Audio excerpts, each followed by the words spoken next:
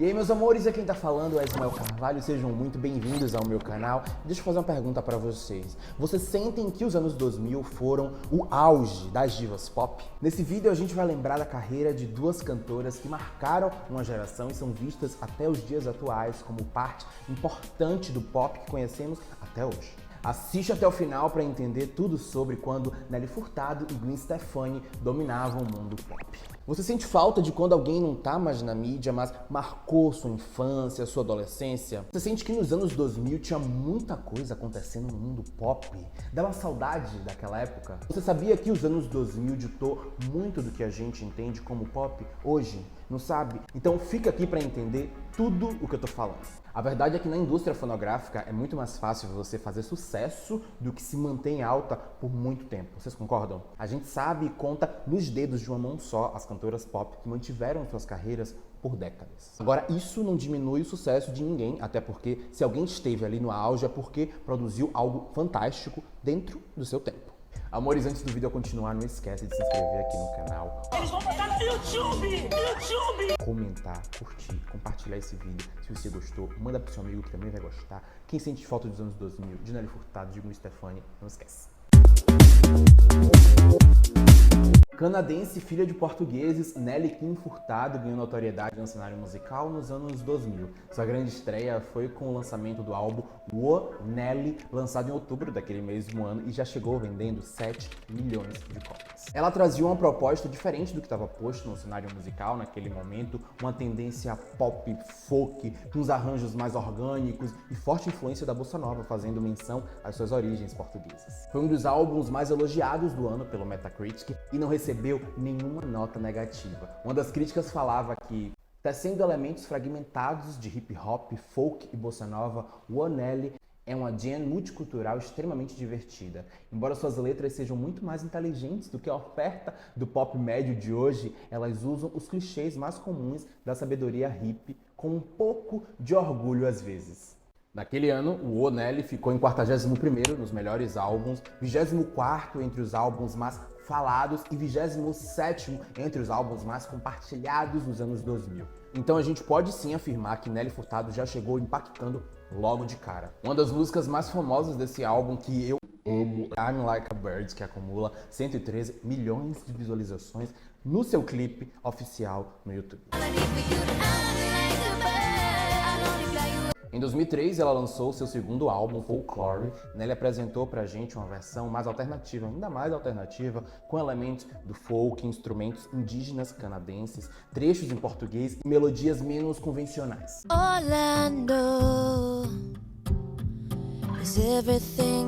Até esse ponto, Nelly já tinha notoriedade, respeito e tinha uma liberdade criativa que ela sempre fez questão de explorar. Aliás, a gente precisa falar que ela sempre foi expressiva e que, acima de tudo, ela tinha uma assinatura dela, um jeito dela de misturar elementos e criar algo sempre novo. Nelly nunca ficou presa ou seguiu as regras que estavam acontecendo ali no mainstream.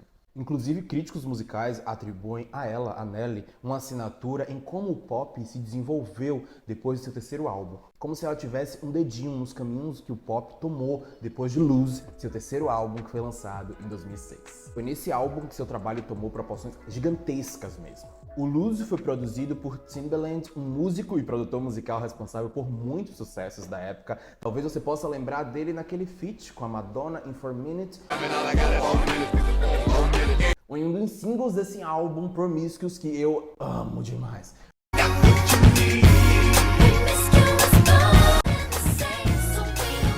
Meu amor, eu sou professora de dança! Esse álbum foi tão impactante que ele não teve só 1 ou 2 singles, foram 8 singles, que emplacaram nas paradas de sucesso mundialmente e fizeram desse o maior álbum da cantora. Até 2009, o álbum já havia vendido mais de 10 milhões de cópias em todo o mundo, se tornando o álbum mais vendido entre 2006 e 2007. As canções Promiscuous e Say Right atingiram a primeira posição nos Estados Unidos e Man Eater atingiu a primeira posição no UK. A canção Say Right recebeu 2 indicações na 50ª edição do Grammy Awards para melhor colaboração pop vocal e melhor performance vocal pop feminino. Uma curiosidade de Say Right, trazendo para os dias atuais, é que uma cantora brasileira acabou de samplear essa música e virou hit aqui, ganhando trend no TikTok e tudo mais. O suor de você E esse sucesso chamou tanta atenção, que foi chamar a atenção da própria Nelly Furtado, que reagiu aos vídeos da trend e fez coreografia. Agora ela também cobrou os direitos autorais do sample. Não tá errada, né, amores? Agora, voltando para a nossa linha do tempo, em 2008, Nelly Furtado participou de um featuring de uma música de sucesso mundial, com James Morrison, o cantor britânico, que conseguiu pegar número 1 em alguns charts europeus, mas nessa mesma época, Lady Gaga tinha acabado de lançar a música Just Dance, o que acabou barrando um pouco ali o bom desempenho nos charts. Mas, de qualquer maneira, essa balada romântica foi tão bem recebida pelo público e também deixou mais uma marca na carreira de Nelly Furtado. Seguindo seu estilo de sempre desbravar e experimentar na música, Nelly continuou tentando novos projetos, mas a gente pode dizer que o Lose foi o último álbum da cantora, o último disco em que a cantora teve mais expressividade e relevância no cenário pop mundial. Em 2009, com o Me Pleno, quarto álbum de estúdio e o primeiro em espanhol da cantora, ela vendeu só 2 milhões de exemplares. Em 2012, Nelly lançou The Spirit Indestructible, que contou com grandes produtores como Salon Rain, Dark Shield e Tiesto, mas infelizmente esse CD só vendeu 6.500 cópias nos Estados Unidos. Em 2017, seu último álbum, The Ride, foi um fracasso de vendas devido à forma independente que a Nelly lançou o álbum, vendendo apenas 1.000 cópias na semana de lançamento. Bem triste, né? Atualmente, a Nelly é uma forte defensora da igualdade de gênero e é uma embaixadora do Free the Children, uma organização que trabalha para melhorar a vida de crianças e famílias em países em desenvolvimento, e também se envolveu em causas sociais, como a defesa das mulheres e das comunidades LGBTQIA+. Drag! Todo mundo! Eu não consigo lembrar da minha adolescência, do meu início da vida adulta, ali nos anos 2000, sem lembrar das músicas de Nelly Furtado, sem lembrar de eu assistir nos programas de TV e Nelly Furtado aparecer várias vezes durante a transmissão, da boate com meus amigos, das músicas e da voz dela tá sempre ali à nossa volta, porque Nelly era hit, sem dúvida, naquela época, e ela embalou sim. E eu tenho muitas memórias, eu e meus amigos, a gente tem muitas memórias com as músicas, com os clipes, com Nelly Furtado. Gwen Stefani já começa sendo um ponto fora da curva no mundinho pop, parecida com a Nelly Furtado, inclusive, e ela fez sucesso, antes de tudo, sendo uma cantora de uma banda de ska rock, conhecida como No Doubt, lá nos anos 90. Ska ou skia, depende de como você quer falar, depende da língua que você quer falar, é um ritmo jamaicano intimamente ligado ao jazz americano da década de 40 e 50, somado à influência da música caribenha e do rock.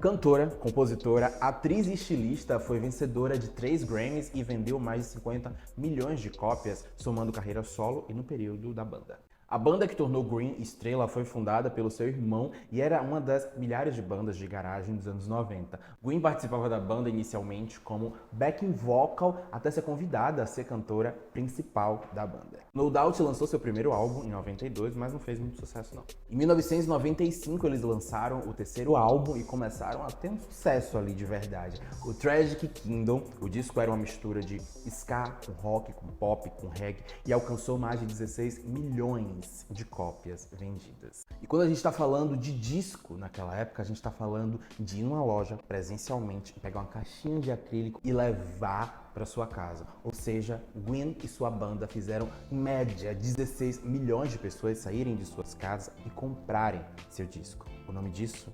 Impacto, relevância. Nesse disco, as músicas que ganharam mais destaque podem ser consideradas singles são Just a Girl, Sunday Morning e o clipe da música Don't Speak, que levou um prêmio no MTV Music Awards de melhor clipe. E também receberam o título de artista revelação e ganharam o Grammy de melhor álbum rock de 97. Nessa época, a Gwen ganhava muito mais foco e destaque na mídia por ser a vocalista e ter um estilo próprio também. E isso aí gerava um pouco de intrigas entre os integrantes da banda, isso segundo a mídia também, né? Ó, um capítulo à parte só pra gente falar do estilo de Gwen. Ela própria produzia parte dos seus figurinos e lançava propostas muito autênticas nas suas roupas. E ela amava tanto isso que anos depois ela lançou sua própria marca de roupas, a Lamb.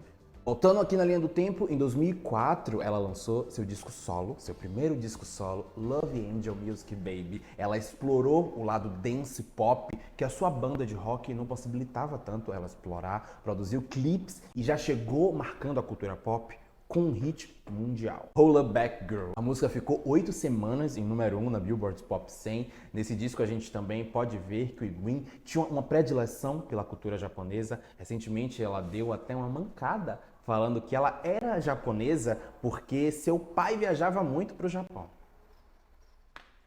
Mona, você é maluca? Com todo respeito. Não, se você vê o vídeo é com todo respeito mesmo. Mona, você tem algum problema? Gwen também já foi acusada de apropriação cultural e, obviamente, duramente criticada. Controversy surrounding singer Gwen Stefani. In an interview with Allure magazine, she claimed twice that she is Japanese. Okay. E a gente pode combinar, né, que com razão. Você não faz parte de uma cultura só por identificação. Isso é muito bom a gente ter nas nossas mentes. E isso pode cair num risco de romantização, de folclorização da cultura alheia. E a gente aqui no Brasil sabe bem o perigo disso, né?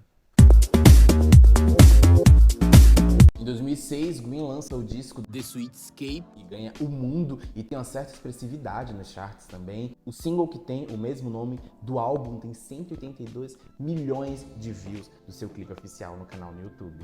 Em 2008, ela volta pro No Doubt, lança um álbum e em 2013 a banda entra em ato de novo.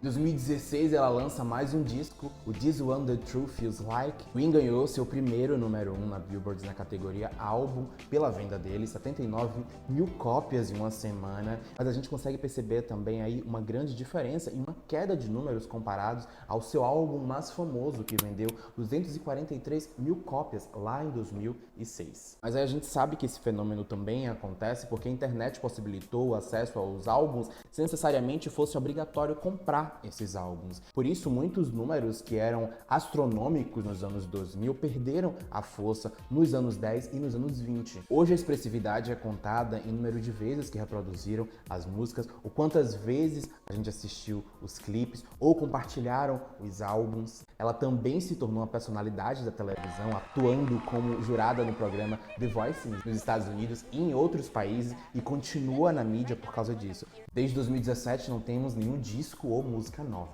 da cantora.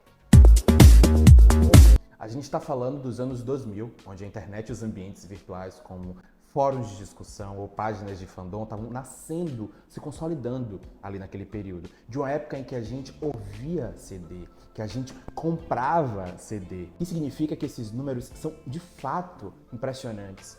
Gwen Stefani e Nelly Furtado foram sim cantoras que se propuseram a produzir, a arriscar ritmos, a misturar estéticas diferentes, quando todo mundo parecia estar ali seguindo o mesmo caminho, uma fórmula. Elas foram enormes nos anos 2000 e construíram de maneira orgânica todo o impacto e relevância que elas têm até os dias atuais. Elas foram, de fato, o momento dos anos 2000 e isso ninguém pode tirar delas. Elas marcaram gerações, ditaram moda e construíram caminhos. E a gente só pode celebrar e sentir falta daquele tempo. Eu sinto muito, inclusive.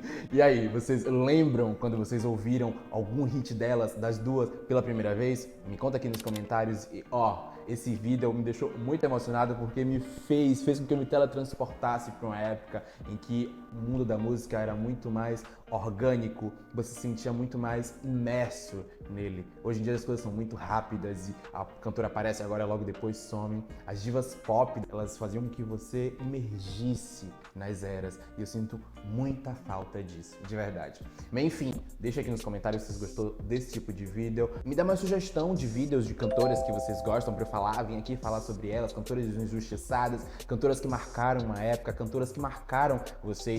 Deixa aqui nos comentários o que vocês quiserem que eu vou fazer, porque eu já disse, quem manda aqui no canal são vocês. E vai ter vídeo aqui sim, toda semana. Um beijo, não esquece de comentar, compartilhar, se inscrever.